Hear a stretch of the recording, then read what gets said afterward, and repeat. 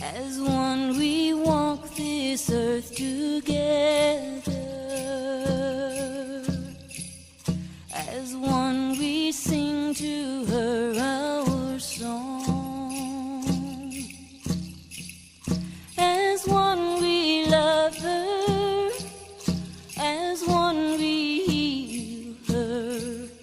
Her heart beats with our own as one. As one we join with her, our mother. As one we feel her sacred song. As one we touch her. Welcome. You have found your way to Souls Emerging, a production of Shadow Genesis through Rise Multiversity. We extend a heartfelt welcome to you. You are the Ascension. We invite you here to join with us, holding space for transformation, ours, yours, and our mother planets. Here we are friends, engaging in the inner work while supporting one another as we break our chains. Being present for ourselves and each other through deconstruction and soul reintegration allows us to shift and heal. The impulse to share the miracle of transformation in community has brought us out of separation. We now invite you to join this healing circle as we voyage into fertile ground where innate intelligence reboots, blossoms, and finds solution. Ancient and new abilities emerge among trusted, transparent friends. Our aim is to inspire metamorphosis towards freedom and sovereignty. Let us apply our passion for truth to break free, build personal velocity, transcend the matrix control grid. We are all individually the Ascension. We are all a fractal of our planet, of all that is. We have the ability to commune with her directly, share her aspirations and her birth pains. Regardless of how gruesome it appears out there, we have the ability to shift out of distortion, out of imposition. We have the choice in each moment to rise. Welcome. Her heart beats with our own as one. Welcome. This is Sienna, Inceptor of Rise Multiversity, and I'm here today with a radical circle of soul sisters. Together we invite you to join in on our research that we've been engaging in for over a year and a half. What if we had all that was required to embody life-supportive global transformation right now? What if we could melt the imposed barriers of suspicion, fear, and separation at a grassroots level, stepping into a potency that could gently topple the matrix control grid? Well, we are a grassroots gathering of women who have been working their stuff, supporting one another through the layers of deconstruction and reintegration. Following the concept of the 100th monkey, we believe that small groups of people willing to step into organic connection can stimulate great shift. Stepping through the invisible shields that have enforced our separation, we can embark as a new peace armada staying the course amidst stormy seas. The ascension becomes integral to our ascension. Can we learn from one another as we complete our journeys? Can we reclaim lost and stolen fragments of self? Can we move past the taboo against knowing who we are and our inability to feel ourselves and one another? Can we bust free from our isolation and targeting, black sheep going against the status quo? Could our strength be in our courage to individually pull off the blinders in full empathy and transparency with one another, we have found ourselves in pieces, engineered to hide in forbidden places, ashamed, fearful, feeling less than. What if we came out, a clear reflection to illuminate the shadowlands for one another, taking back our power from the voices that tear us apart? What if we hold those keys? What if a new radical transparency is ours to bust holes in this mean-spirited system once and for all? We open to this possibility now with you, diving in with loving kindness, without judgment, making mistakes, reclaiming freedom, re-establishing our right to sovereignty. Done with the distortions, flowing home, embracing our organic intelligence. We are becoming a new gestalt of potent peace warriors, excavating baggage, dropping drama, unearthing the energetics to live in non-reactivity. They have kept us apart for so very long because they know we have what it takes. So welcome to this tender nest of women mustering their courage to open their deepest emerging selves with you, knowing it just may be a revolution of vulnerability brewing.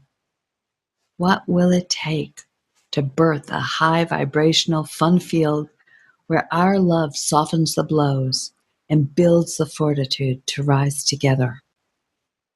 Let's find out. Okay, so welcome. We're back. We're continuing the conversation.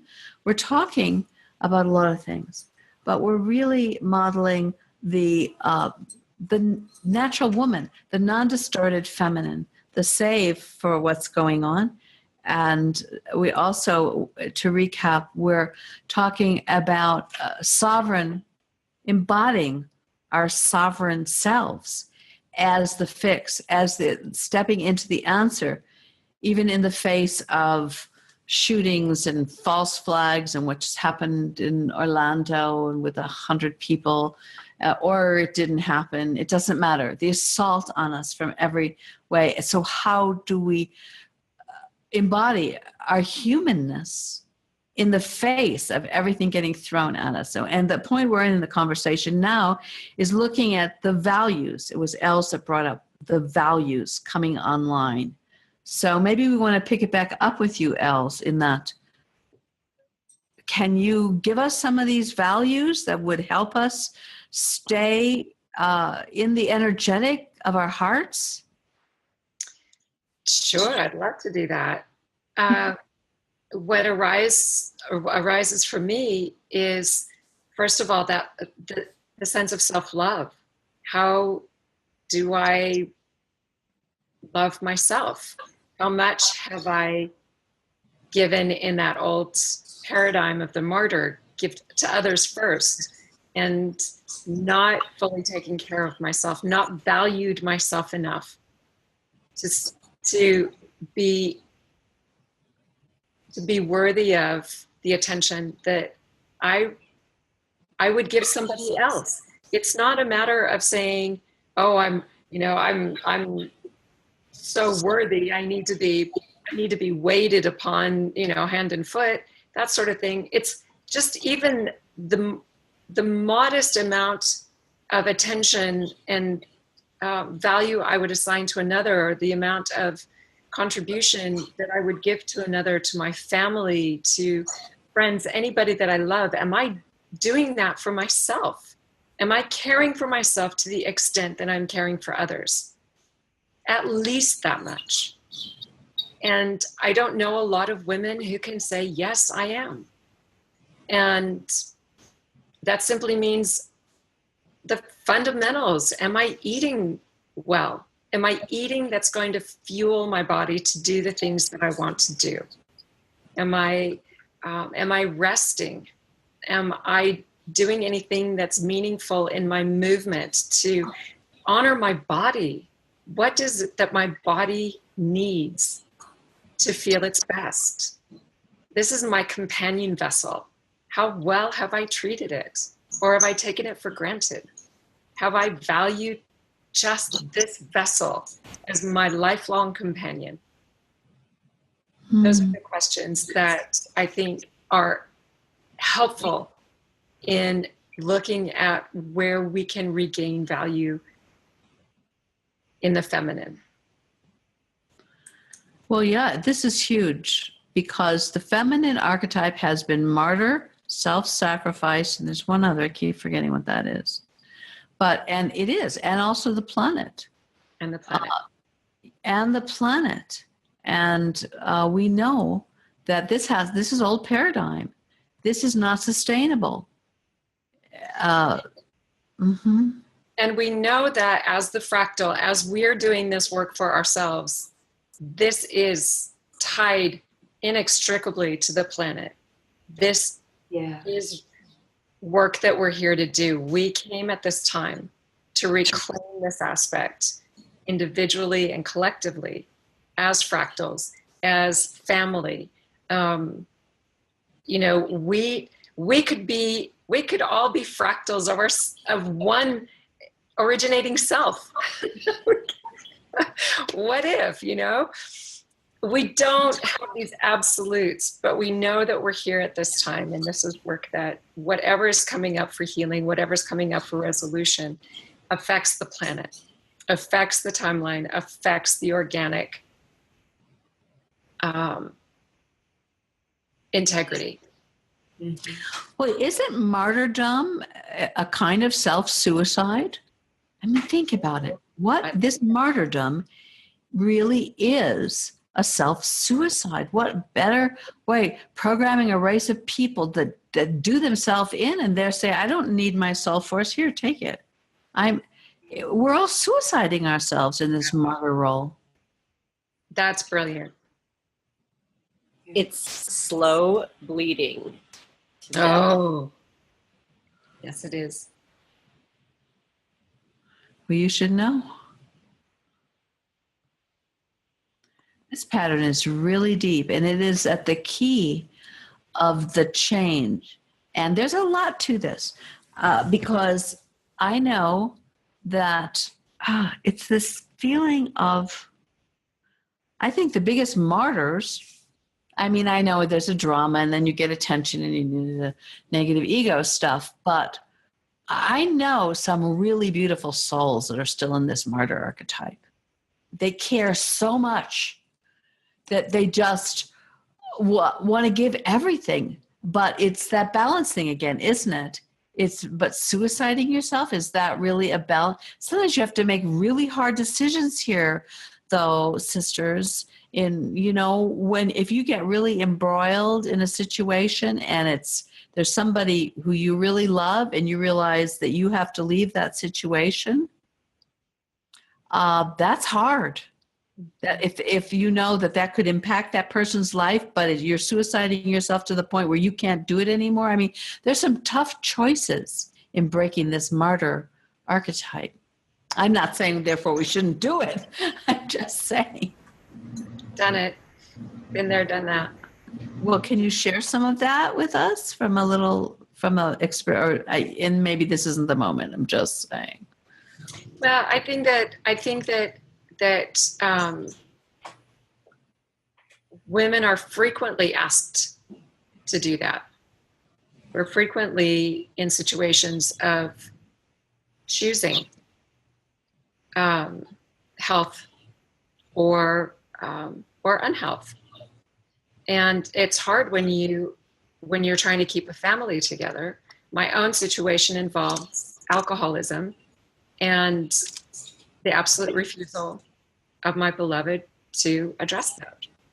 And in the end, it meant PTSD for me as I tried to hold things together and I tried to understand how I could healthfully bring us through that.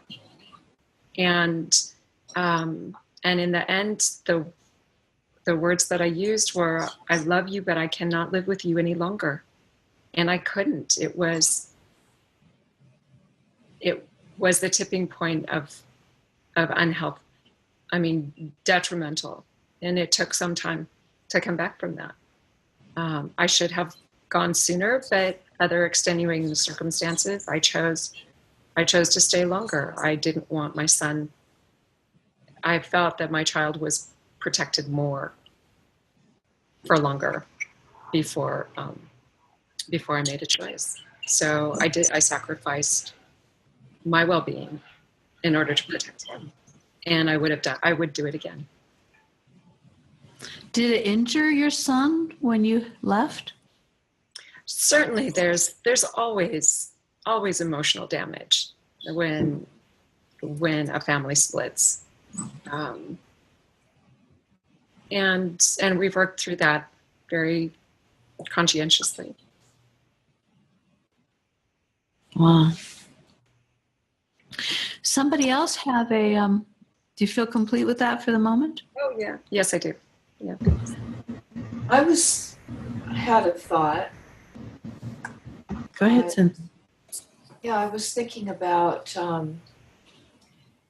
one of the things in relationship to all this is then I was just thinking about the value of what we're doing, because what has not happened in the past much, and even presently much, is speaking about all of this, speaking our truth about our experiences and what that has meant to us and what we've gained from it.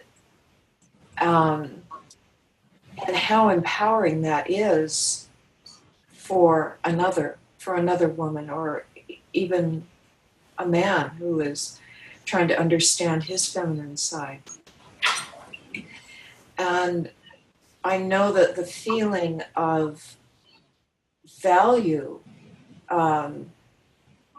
comes from that also, from doing something that's very difficult, whether it's speaking out or crying in front of others or whatever it is, to actually do it.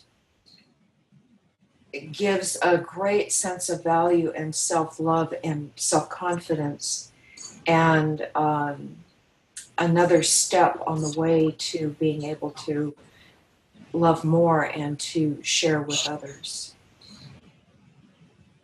Yeah, that's for sure. The alternative is queen bitch. Yeah, right. That or being a martyr. Yeah, which is what Queen Bitch works through. Well, if you think about it, look at the women. Now, I've had several conversations with some very deep men in the last week or two, and one of them got on a symposium and said, "Look at who's running the world. It's women who are running the world right now."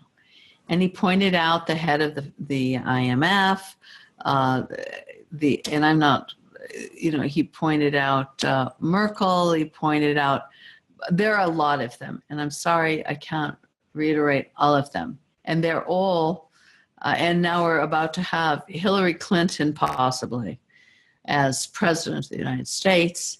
And if you look at every woman, and he's saying women are now running the world. So, what do you think about those amples? Who are those women? Lauren? Well, I wanted to just go really quick back to the martyr and the queen bitch real quick. That queen bitch needs the martyr. Let's look at that. What is this connection? Yeah, that's what. Because the narcissist, the way our society is set up is like a narcissist. Like what you were saying, Elsa, was very astute to see that it's like this narcissist is playing games in a relationship, this outward picturing of reality, and so this queen bitch needs all the other women to turn themselves into martyrs and to misdirect themselves. Well, frustrated women, frustrated people are very easy to manipulate, aren't they? Satiated people, happy people, joyous people, look at the stuff the artificial construct is peddling them and they go, in your dreams. Why would I even possibly buy into all of that crap? I don't need any of it, because they would absolutely know. Or, an ill-fated love bite relationship or whatever. But when you're starving, when you're sick, when you're alone, and when you haven't had any contact, when you're totally that is a state of deprivation. When you are deprived, sensory deprivation, lack of touch, lack of sex, lack of sensuality, the list goes on. It's what the matrix fosters, isolation and fear. So everyone's hiding in their cubicles, looking at AI, etc. People like that are very open game for dark interference. Now, we really haven't defined the dark feminine or who queen bitch is. Maybe we need to take a minute that let's just say that there's what is George calls it, queen bitch and king asshole. Okay, they're like the head of on the top of the pyramid of the hierarchy of dark influence on the planet. At the top of the patriarchy, yes, the male-dominated patri sits queen bitch. Let's see how fast I go before I get knocked off here. Okay? And she's a nasty piece of work. She doesn't, and she's so miserable. She don't want any of us to be getting any, because she hasn't gotten any in so long. And she feeds off of our misery and our suffering like they all do. And when martyrs are suffering, because whether you face it or not, if you aren't giving yourself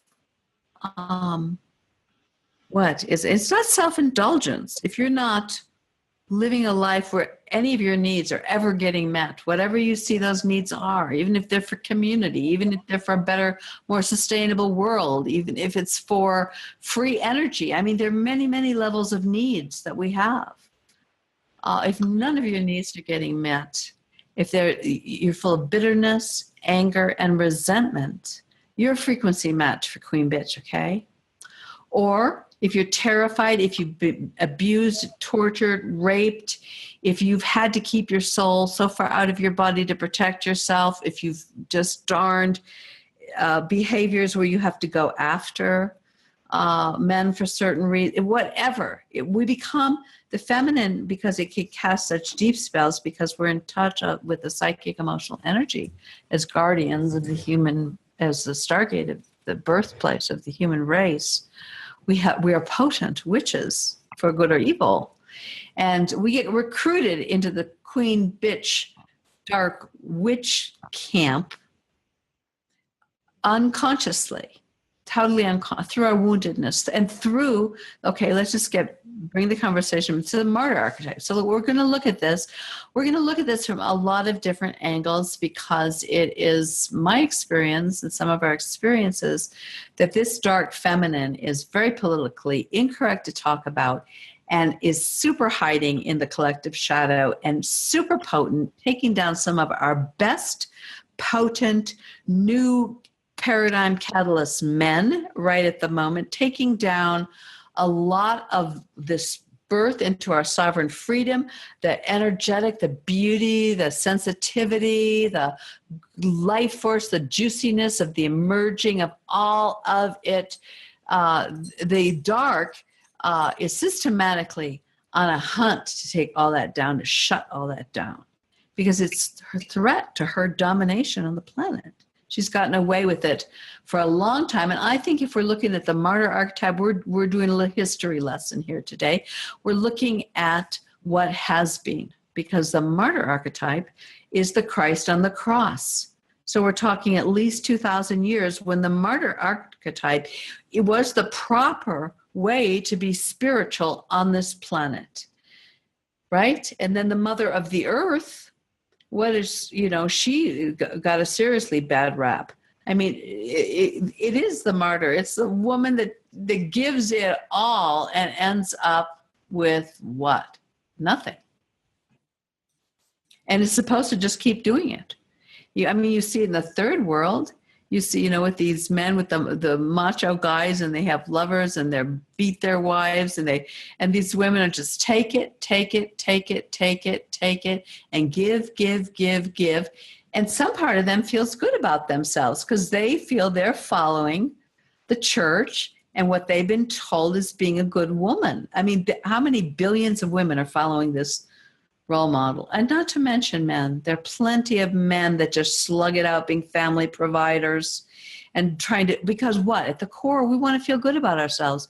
We will do anything to feel good about ourselves. And I'm done. Very done. Totally done. With it. Wow. Can we be done with this? Yeah, let's. Well, how do we get done with this? Realize that it's happening. Talk about it. I mean, in the words of Leona, it's slippery and insidious. Mm-hmm. I didn't know I was being a martyr. No, we don't know. We think we're doing the right thing. Mm-hmm. Yeah. And when you realize it, then you can do something about it. So these martyrs are actually, it's interesting too, because if you look at the priests, the ones that really take on the martyr archetype in steroids for the whole human race, the nuns, right? The priests, right? Now we're hearing the energies that they've been involved in, all the pedophilia. I mean, I've even heard, and I don't know if it's true, horror stories about Mother Teresa. Anyway, we are definitely, whether that's true or not, I don't know, but we're definitely seeing that the saints, all these martyrs that we're worshiping are perverts. Hello. But you can't even blame them. I mean, buying that line of goods, which was the only game in town, their whole human selves were told, you don't get anything. Have a nice day. It's about separation, isn't it? I think that part of the game that we play when we come into this construct is about forgetting who we are or our essence in order to have the 3D experience in a human body, et cetera, that game, that we all know. So that sense of separation is intrinsic in this experience. But to further splinter us from ourselves is to continue to separate us further from ourselves. I just say that, and each other. And the more that we can continue to be splintered, the more power Queen Bee has, and King A, and the Matrix, and the synthetic timelines, and all of that. So the martyr archetype was part of, an aspect of this construct, synthetically or not. That's what we've inherited. That's what we're here to say. We're done. Enough. And it was a co-option of, because from what I understand that I learned working all those years with Aisha Love about the archetypes of the collective unconscious, is the archetype, like the whole collective unconscious births new archetypes to evolve the race, but they get co-opted by the dark side, rendered impotent, then we have to come up with another one. And then they've all been co-opted. And so let us not think for a moment that the Christ was a bad thing and was a concept from day dot, whatever that energetic of the Christos, the pure love, right? That was when it was birthed in the collective, it was unconditional love. It was a reboot from God, this fierce, punishing God, into and it was the fractal of the hardcore essence of all of humanity being birthed to move this forward. And then the priestly caste co-opted it. And now Christ is bleeding his bleeding heart and on the cross. And if you want to be saved, that's the game. That's the only game in town. Now most of the planet is still under that. I can also see in Facebook, the text about, especially during Mother's Day, when they say, "Oh, thank you, Mother. You have been so good for me. You have forgotten about yourself for me. You have sacrificed yourself for me. And I thank you so much for doing that for me." So we are also helping as children for our mothers to be the martyr by expressing those words. You get a lot of kudos for being the martyr. Come on. Right. Yeah. And that's how the martyrs keep coming, is because the mothers keep that's what they're modeling for their children. And so that's what the children learn, and they take it on until you get to where we're at and we say no more. What a violation of the self. What a suicide. What a slap to the inner baby, the inner child, the authentic presence, all of the energetics that we have. Because the sensuality, sexuality, emotion, feeling, embodied, energetic, that all is constantly in a healthy state, nor looking for satiation. It doesn't mean it can't be focused and discipline and give to others but it's there. It's a part of our software. It's of our human experience. It's who we are as human beings. And it literally got cut out of the equation. Came out how bad we feel about ourselves. The very thing that we really want most is bad and wrong. We can't be good boys and girls and be good. We have to be martyrs. We have to kill ourselves to be part of this cultural collective. It's sick. It's totally sick. And then we say, "Oh, well, just love yourself." Well, there's a self in there that is seriously pissed and abused by us for doing this all this time. That child doesn't just come back online like, "Oh, thanks, okay." It's like, wow, what self-mutilation. We're taught to self-mutilate ourselves. And that's what being a good boy and a good citizen is. And everyone's agreeing to do it. Of course we love war and genocide and perversions and all the sick stuff. And a lot of women's fantasies are about getting hurt and doing things that are bad because that's the core identity. It's made our core identity. Of course we feel horrible about ourselves because everything about our authentic selves has been made bad and wrong for thousands of years. How could we feel good about ourselves? But that's the value piece. As we change this, we have to learn a whole new thing. How do we feel good about ourselves? Only when we get to this point, right, where we decide, I'm not going to be a part of that. That's the moment where your self goes, huh? You're back? I get to have a life? What? I mean, that's the moment of birth, rebirth. Reconnection. And each person who does it stops the war and creates a new archetype in the collective for others to follow. But it's a big ticket to make that big, but that's a 180 or is that a 360? I don't even know. Lauren.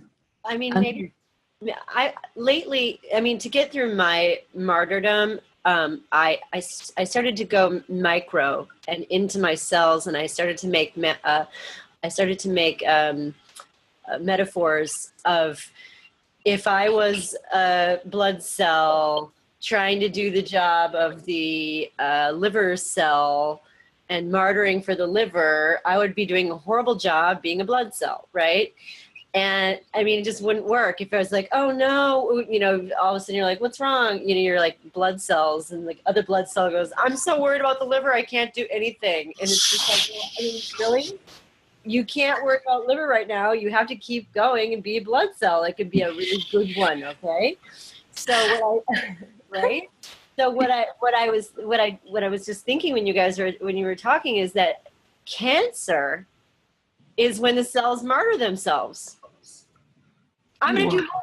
I'm going to do more. I'll just be a good blood cell. I'll be really crazy, you know, like, and then all of a sudden this guy is out of control and doing something that's not necessarily necessary. And then to be like, oh, I'm just going to do this because I'm going to help everybody else. But it's really not going to, it's just causing problems, you know? So that's what really got me to be like, okay, Mother Earth, okay, you want me to, I've been thinking I'm bleeding for you and all these females and everything. That's a horrible way to be doing the job of Lauren. Like, I'm a good cell. I need to be focusing on being happy and functioning and like doing my shit. And then all the other people, they can do their own shit, you know, because otherwise I'm cancerous, you know, in my mentality. Well, yeah, you don't want other people to be happy. You don't want other people to be doing their own shit, because when you're empty, when you're on total empty, when you have been just, you have allowed yourself to just be run over by a truck for your whole life, and then you see somebody making love or somebody happy. I mean, it's not fun, okay? It's really not fun. You hate them. You like, get that shit away from me. I don't want to see that. I can't have that. I'm never going to get that. It's like, you don't love the good fortune of others, the happiness. You can't have, you don't want the human race to thrive. Those feelings are new feelings for us. We can't do it as martyrs. We can act like, oh, yes, you're forgiven, my son. Go out and prosper. But, you know, then you take him in the back room and fuck him. I mean, what? These are miserable. But you can't even blame these poor, pathetic, demon-possessed priests and nuns. A life of deprivation in 3D bodies that are constantly pumping you to be satiated. You know? It's torture. It's total torture. This is why we have to have empathy for the bad guys at certain levels, you know? I don't mean just like, I get it. Because can you imagine them trying to forgive themselves? I don't know what you do if you're doing those behaviors for you. How do you sleep at night? How do you justify that? You're just so far off down the rabbit hole. That's hell. That's living in hell. And needing to keep doing something like that.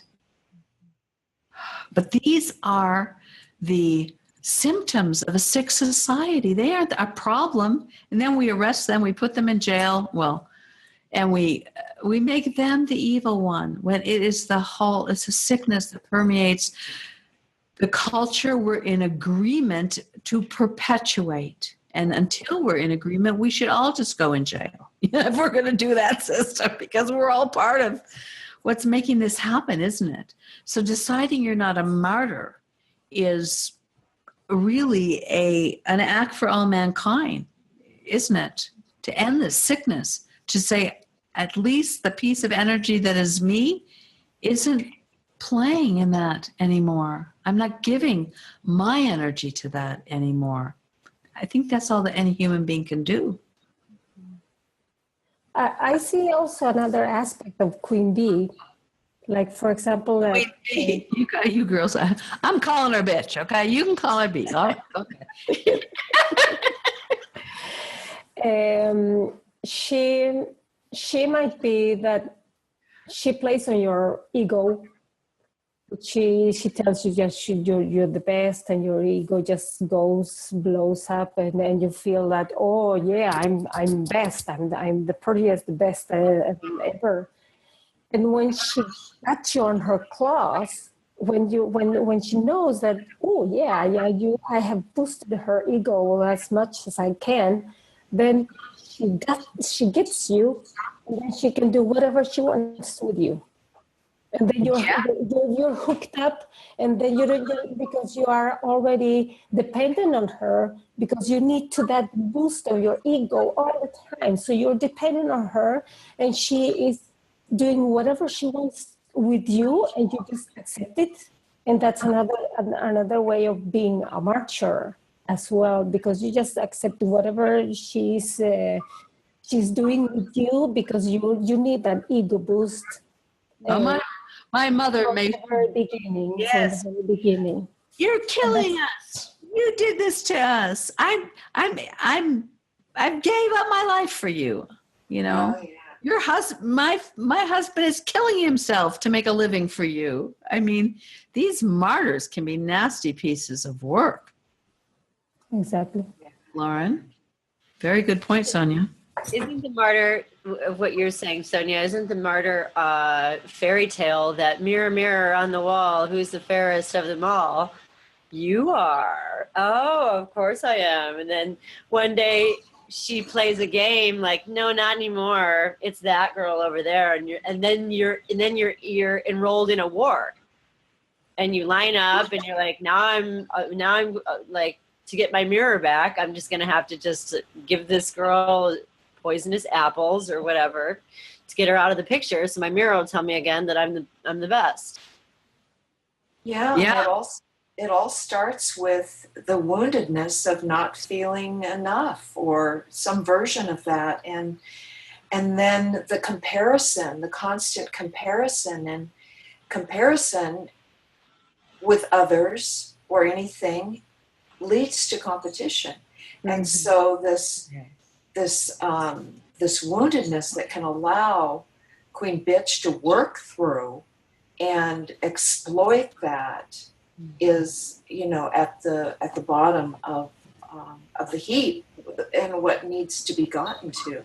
It's like down in the muck there, being, this pure, shining, beautiful heart of oneself that's been so hurt and wounded and is now really, part of the bad compost.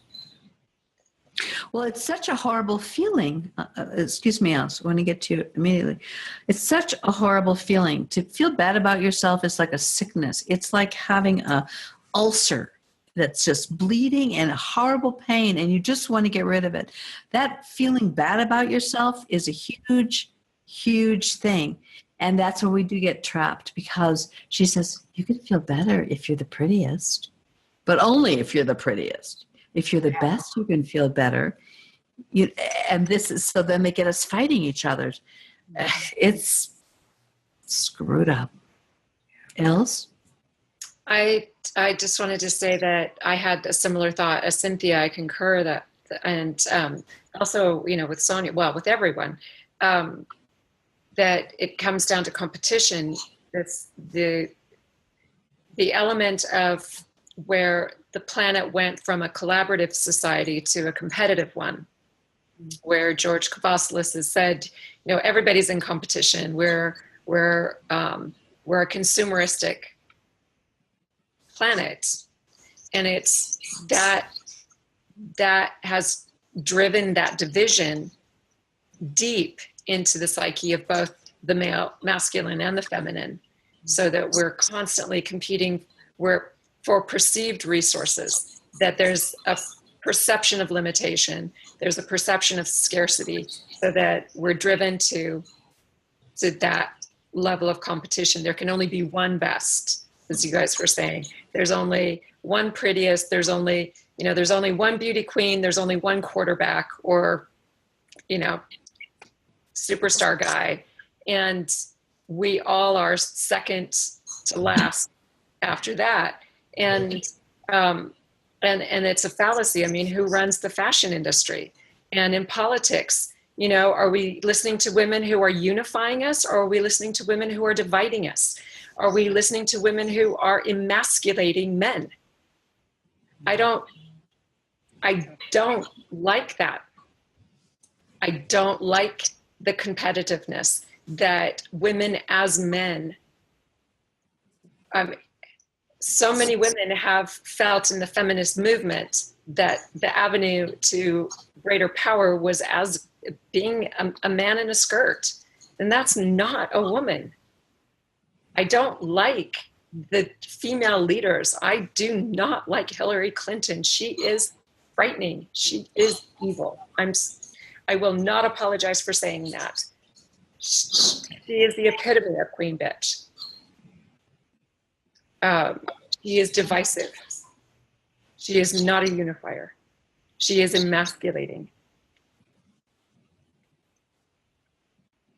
And healing has to come from collaboration. We're a sisterhood. Women have in natural cultures are collaborative. We need each other. Not each other's men. We don't need to go robbing. We need each other.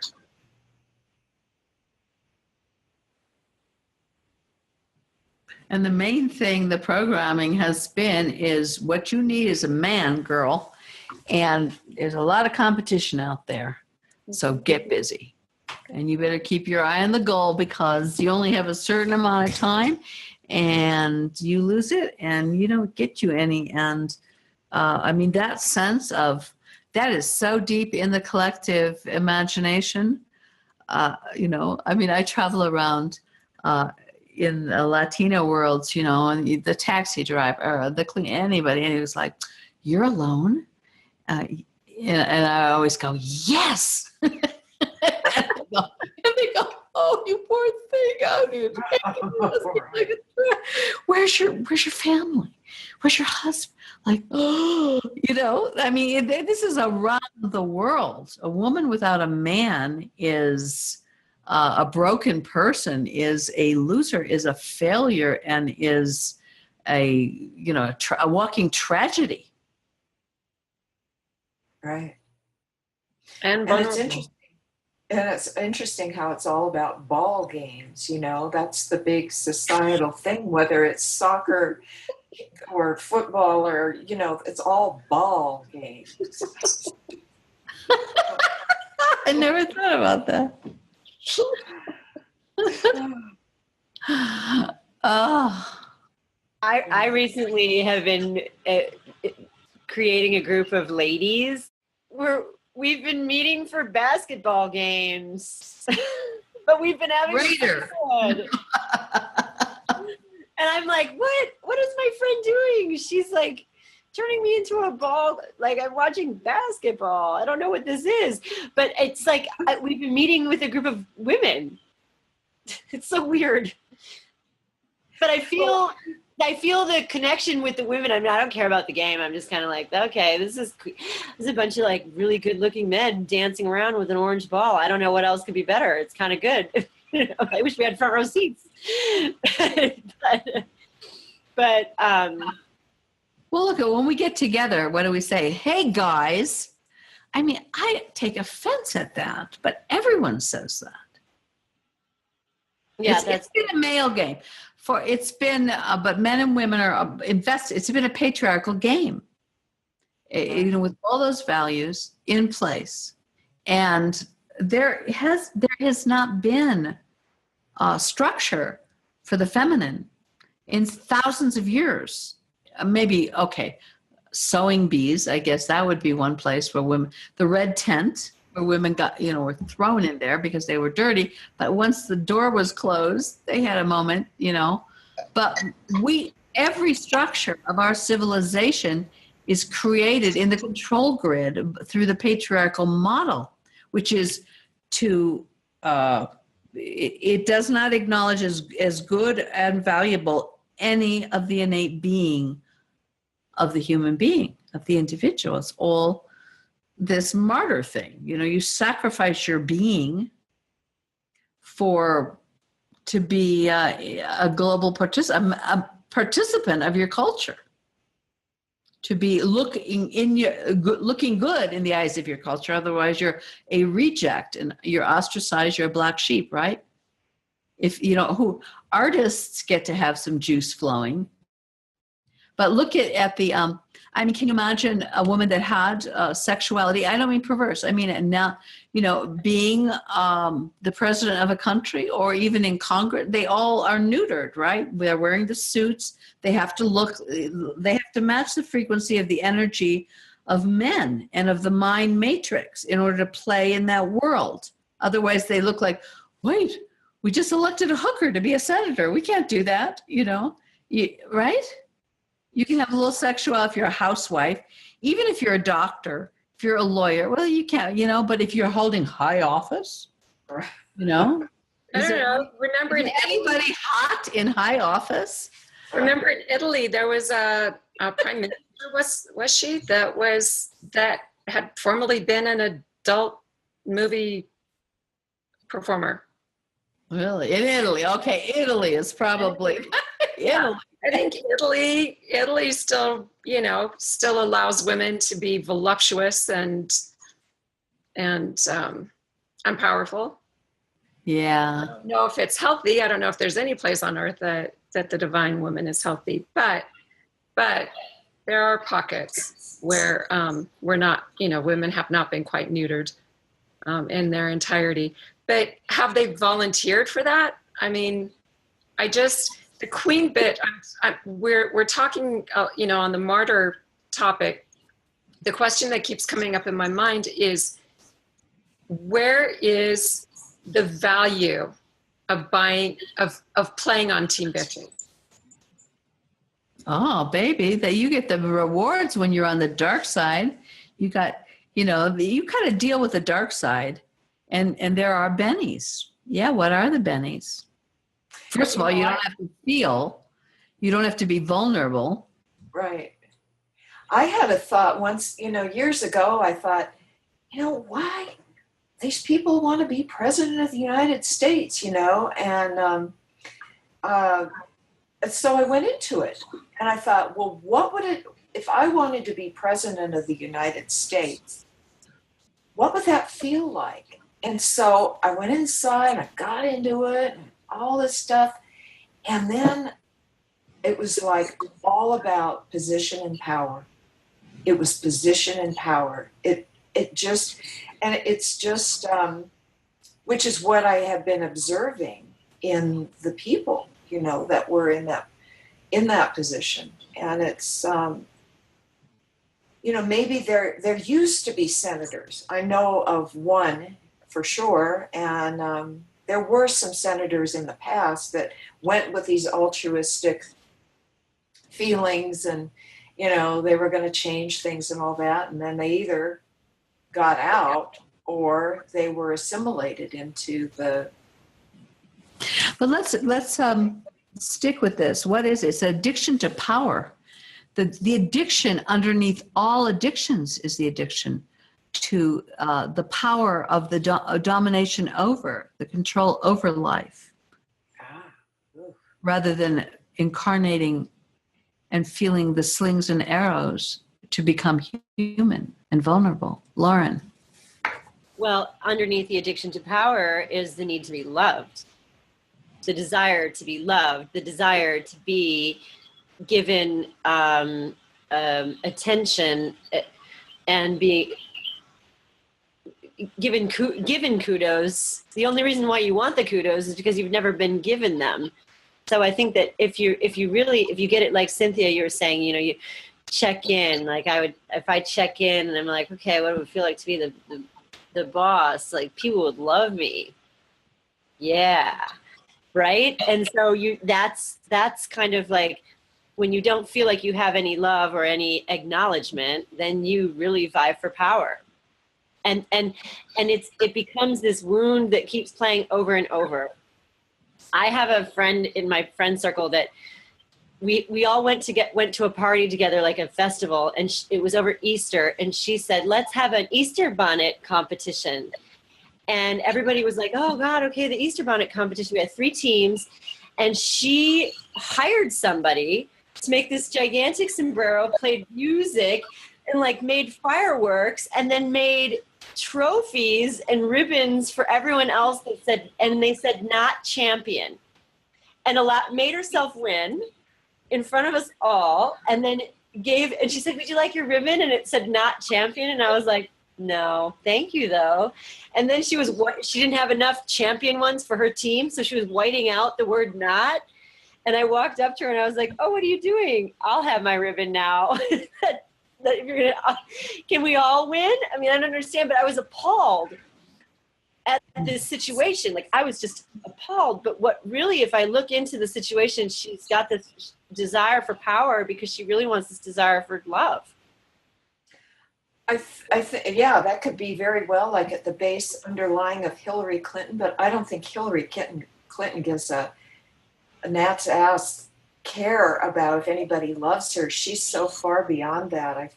I feel, it's really about power over the depth. Power is an addiction. Yeah, it starts out that way, but it's a sublimation. It's a different.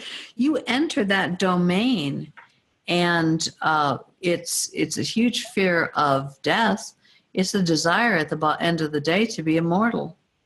It's a war against creation itself. Yeah.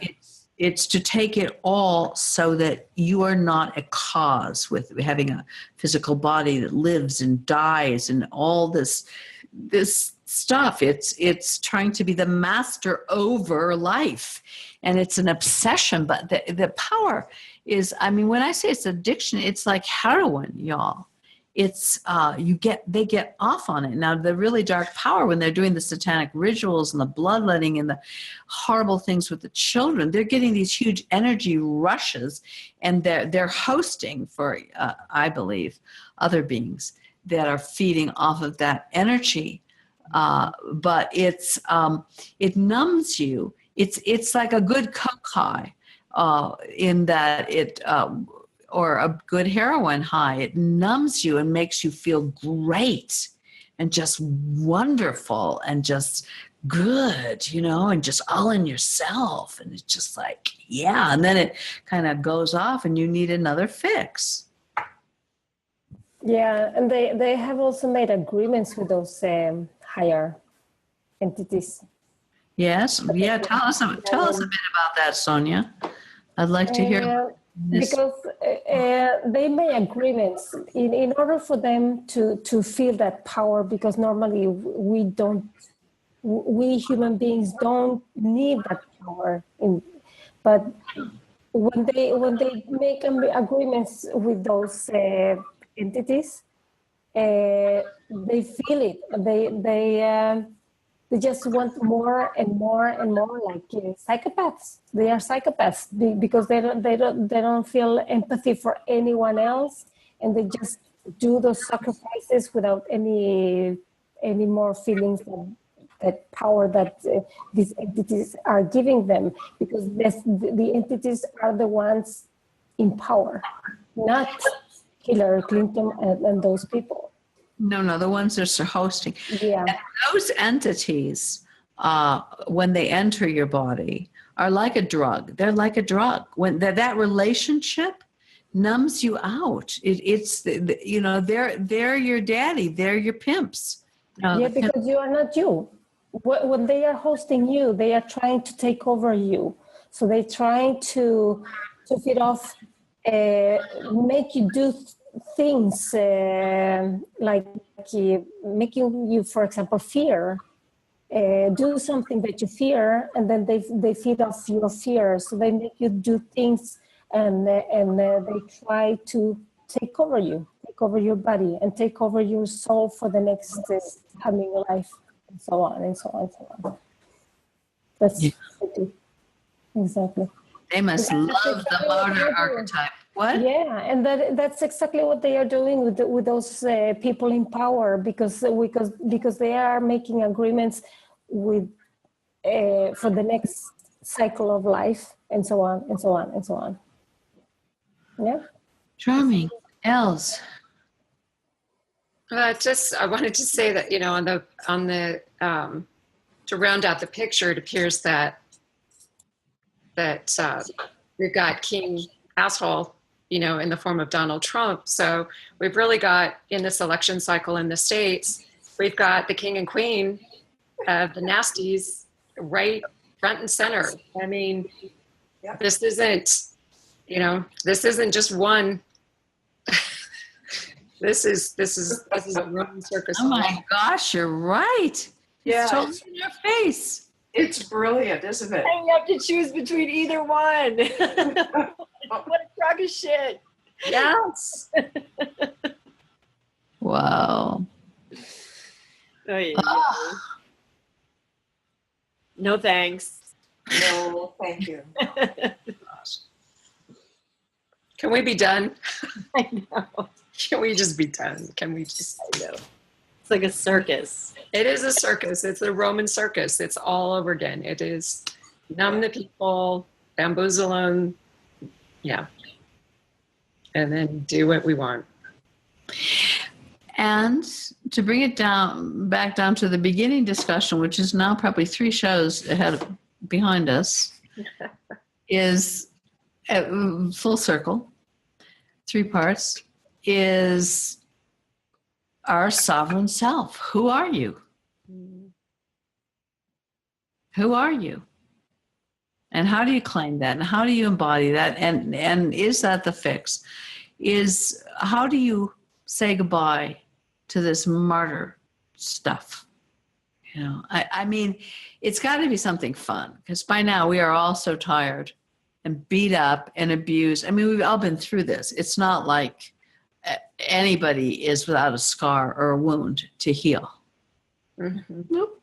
Now they knocked me off. Can you hear me? Yeah. Can you hear me? Yeah. Yes.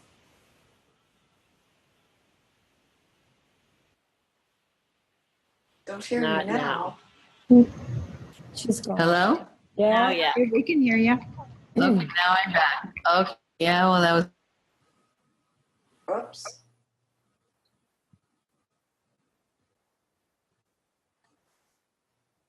Your pictures, yeah. Well, there you go. So as soon as we said, how can we fix it? They didn't mind us talking about all this nasty stuff. But when we went back to the frequency that is the solution, we get knocked off immediately. But, Sienna, is it recording? oh, Or you're did it stop? Yes, it is. Yeah. Well, it's blinking. It's blinking. yeah, it is. It actually is. Okay. Yes, I believe so. So who are we?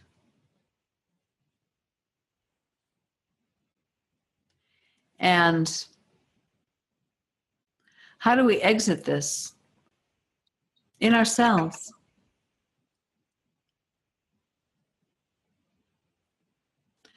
I mean, is it okay. So, because there's a lot of confusion. Okay, so what are you telling me to do? I shouldn't be in service to others. I should just be in service to me. What? How does this work? I don't get it, you know? It leaves a big hole in people's psyches, how to do this in a way that is going to be a frequency match for their hearts, because they really thought that they were being good, being martyrs.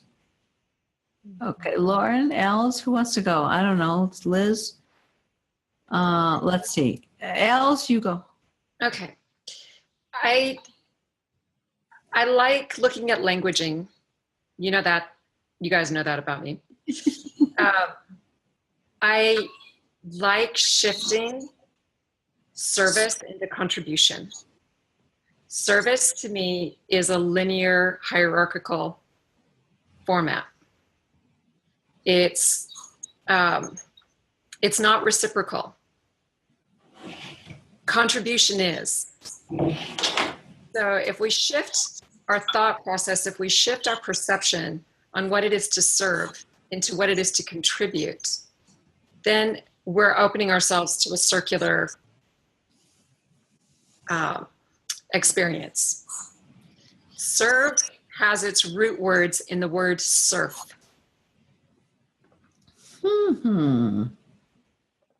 So if we can go back to the energetic imprint of that word, it's always going to have an element, no matter what our intention is, of it being a linear construct. So that's one avenue that we can consider. Another avenue that I've used with younger, like my son, nieces and nephews, students, where I have an opportunity to share or encourage someone, is that when you are looking to invest yourself in another person, in a program, a job, anywhere where you're going to be offering your energy. Consider if they are investing in you. So look at that reciprocity. There we go. That if I'm going to invest in you, are you investing in me? And consider where it is that you deposit your energy. Beautiful. That's very clear. I love that. And languaging is very, very significant. I remember when my mentor, before she crossed over, she was with a group of sisters, and they were working on that because the patriarchal language is a language of suppression of all the authentic parts of self. So those creative young souls or awakening souls at any age, consider that. If something really doesn't match and your energy wants to rise up and your languaging is holding you down, make a new word. What were you going to say, Lauren?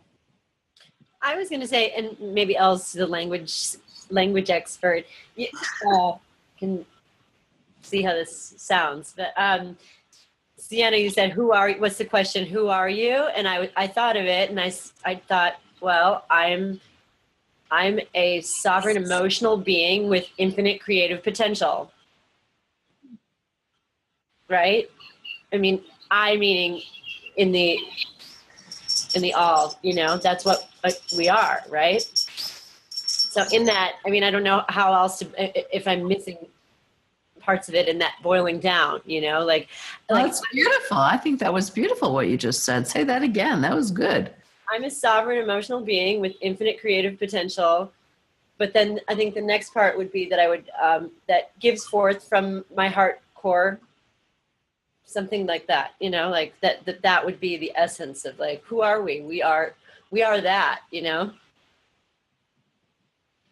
And we're breaking all contractual arrangements with wherever we gave our power away to. So we have to do all of that, returning ourselves to ourselves, because we're contracted up the yin yang to this beings that do not have our best interests at heart else. May I offer concluding contracts rather than breaking them? Yes, you can offer. I love your languaging. Offer it anytime you like. We need this new languaging. You're brilliant at it. It's very helpful. I love your originating self. Instead of higher self, which is like the part of that. Can you tell us about that one? That's I think it's important. Yeah, absolutely. I had a startling experience where I recognized that my higher self was an imposter. Higher implies hierarchy. It's our intention is to point to something that is outside of this construct, that aspect of us that decided to come here. And I kept searching for a term. Well, if it's not my higher self, then who is it? Like, which D and there Carla Fox points to our 5D self as the architect of our incarnation here.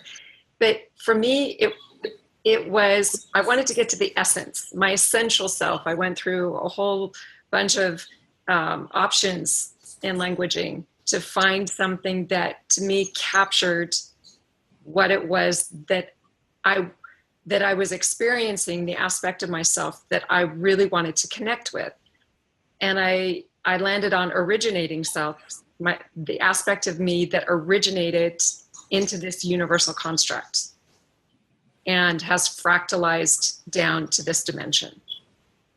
So however that lands on your ear, that's how I arrived at originating self. Well, it's very sneaky, because we are living in a as the ambassador would say, a goldfish bowl of swimming in beliefs and in languaging. And we use it just very sort of unconsciously. Like, we'll hear something that kind of sounds right. Now we're telling people they have a higher self and they have a this body and they have a that thing or they have a chakra. And I'm listening and I'm going like, I don't agree to your cosmology. But sometimes if you don't agree to someone's cosmology, they want to kill you. It's like they were holding on to that belief structure for dear life. And if you don't agree with their languaging, their construct of the universe, then they're lost because that's all they have. Because they haven't grounded and anchored authentic real person in their body. They are a mind control system with a belief structure that they're holding on to for dear life. And if you poke them with some of the truths we're talking about today, they want to attack and put you down and make you wrong and even say, you're hurting me and you're triggering me and I want you to stop that. But that's okay. You won't necessarily become the most popular person in your high school class taking us to heart. But you might be having the most fun. And there we get to the crux. Girls just want to have fun. That's really the whole deal. Because it is not fun in the Matrix. It is not fun being a martyr. It is not fun suiciding everything juicy about yourself to fit into something that makes you give everything and gives you nothing in return, and you have to pretend it's okay with you. Mm-hmm. And then you have to act like you're having fun, and you have to, when you're asked to have a nice day, you have to say, or what do they say? How are you? You have to say, oh, good.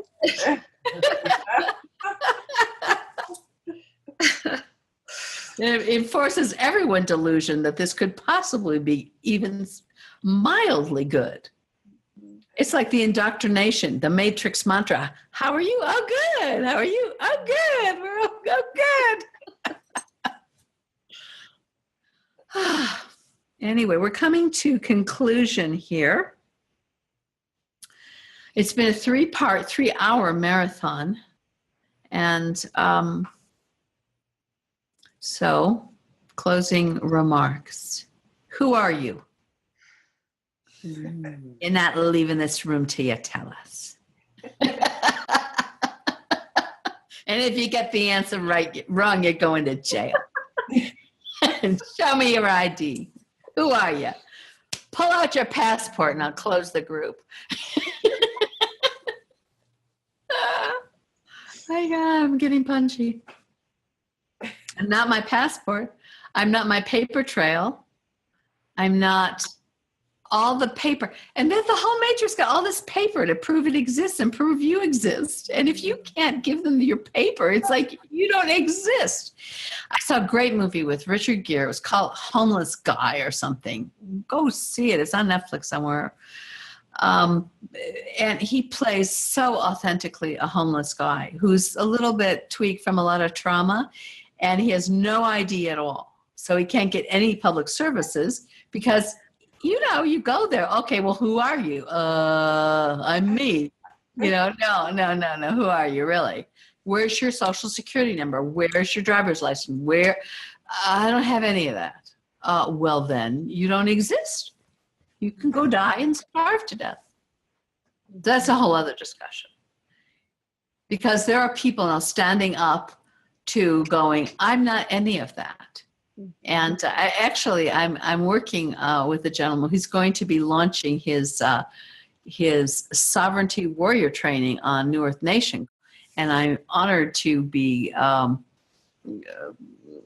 co-facilitating a series like that. And he's a brilliant young man that is standing in his power right in the middle of some really gnarly situations with the cops in his face and the judges in his face. And I should let him speak about it, but he loves them and just connects with them and just pretty much says, none of that exists. Hey, I'm here. You're here there. Look at you're over there. Get your papers out of your, I mean, he just makes a soul to soul connect. He's done incredible things because he's a young one like you, Lauren, where he's got that innate authority. He knows who he is and he knows the law and he knows the whole thing well enough to just go, I'm not any of that. And it's working for him. He's not getting in trouble. He's not getting arrested. He's not going to jail. He's actually just turning around, like the Star Wars. There are no Wookiees in this. He's just holding the force. And he says, it's so easy to do it, everyone. You guys, the Emperor has no clothes. You don't need to play anymore. It's really okay. And I think he's right. Awesome. Okay. So any closing remarks? Thank you for bringing the topic to the table. Well, we're going to go a lot deeper into Queen Bitch. We haven't even got started with you, girl. So just know, I know Queen Bitch, you like a lot of attention. So you'll be getting a lot in the next while because we need to expose the distortions because a lot of it's just really, really hidden. And considering that we're being faced with Queen Bitch, since we have Queen Bitch and King Asshole running for President of the United States, let's have a look at these archetypes and how we got ourselves into this place. Tune in next time. Okay? All right, say good night. Yeah? Good night, everybody. Good night. As one we sing to her our song. As one we love her. As one we heal her. Her heart beats with our own as one. As one we join with her our mother. As one we feel her sacred song. As one we touch her. As one we heal her. Her heart beats with our own as one.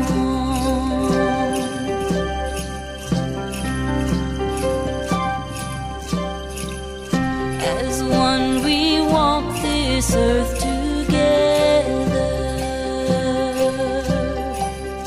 As one we sing to her our song. As one we love her. As one we heal her. Her heart beats with our own as one. As one we join with her our mother. As one we feel her sacred song. As one we touch her. As one we heal her. Her heart beats with our own as one. As one we walk this earth together. As one we sing to her our song. As one we love her. As one we heal her. Her heart beats with our own as one. As one we join with her our mother. As one we feel her sacred song. As one we touch her.